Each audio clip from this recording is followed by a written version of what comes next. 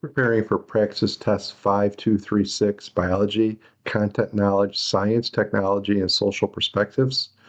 If so, this is the video for you. Hi, my name is Tom, and I am a test prep expert here at study.com, and I'm going to walk you through the solutions. So let's get started. Problem 1. Which of the following best describes one of the benefits of the U.S. National Park System regarding species conservation? All right, so let's eliminate some possibilities here. Choice C says national parks help improve domestic travel and improve the economy. Well, we're not talking about species conservation in this, so I'm going to eliminate choice C as one of the answers. Choice D, national parks help reduce climate change by preserving natural resources. That may be true, but is it related to species conservation? So we're looking at an answer closer related to species conservation. Choice A, national parks decrease biodiversity by limiting species to a specific location. And they actually is the opposite. They increase biodiversity. So this decrease is wrong. So I'm going to eliminate choice A. So the correct answer here would be B, national parks create large areas of uninterrupted wilderness to support wildlife. So I'm going to choose answer B. Problem 2. Which of the following are examples of genetic modification? A, prenatal vitamins, B, antiretroviral therapy, ART, C, antibiotics, or D, golden rice? So we're looking for the choice that's going to modify the gene structure. So the first choice, prenatal vitamins, that is a supplement for improving the health of the mother to help a baby in development. C, antibiotics, I'm going to eliminate that choice. So that would be medicines given to kill germs in the body, does not affect the genetics. B, antiretroviral therapy, ART. Commonly given to HIV patients, and it helps to slow down the replication of a virus, but it does not modify the genes. And the correct answer here is actually golden rice. And golden rice is a genetically modified rice that's genetically modified to produce beta carotene. And it's consumed in areas that have a low vitamin A deficiency. So the correct answer here would be D, golden rice. Problem 3.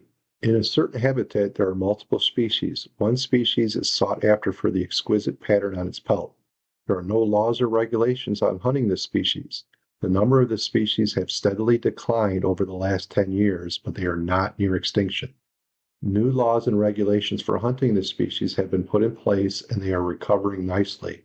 Which one of the 7 categories would this species be identified under? Is it A, near threatened, B, critically endangered, C, threatened, or D, endangered? All right, so looking through the problem, it says it is not near extinction. So I'm going to eliminate choice B, critically endangered, and I'm also going to eliminate choice D, endangered, because it said new laws and regulations for hunting this species have been put in place and they are recovering nicely. So B and D would be eliminated from this. So it comes down to threatened or near threatened. So I'm going to say that the best answer would be C, threatened, because near threatened would be during that point, during the 10-year decline, I would say it would be in a near threatened state, but they have identified it and they put hunting regulations in place which had it recover. So they identified the problem. And so I think in this case here, threatened would be the correct answer for this.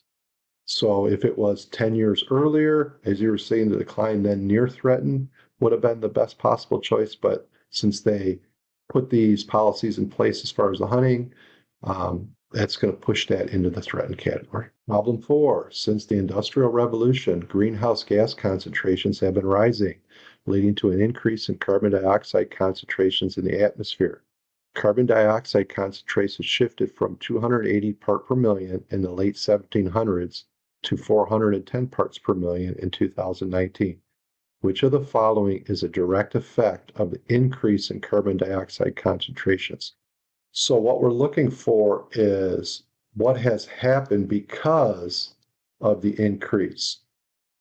Okay, so let's eliminate some choices here. So D says deforestation. Well, that is not the direct effect of increased carbon dioxide concentrations. That may have caused some of the problems we have, but that is not a direct effect of it, the increase. Okay, same thing with choice C, increase in microplastic concentration. Okay, so those are both man-made problems, C and D, and they're not the direct effect of increased carbon dioxide concentrations in the atmosphere. So we're down to ozone depletion and sea levels rising. So ozone depletion is actually not caused by carbon dioxide. It's more from CFCs. For example, we had the refrigerant in automobiles where they had to change the refrigerant type that they used. That was, and this was years ago, back in the 80s, 90s, where they started to ban some of these substances. So it was CFCs that had a bigger effect with the ozone depletion. So the correct answer here would be B, sea levels rising. So the increase in carbon dioxide is causing the global temperature to rise, which is melting some of the glaciers, which is causing the sea levels to rise. That concludes our walkthrough of practice test 5236, biology, content knowledge, science, technology, and social perspectives. For more videos like this, please like and subscribe. Thanks for watching.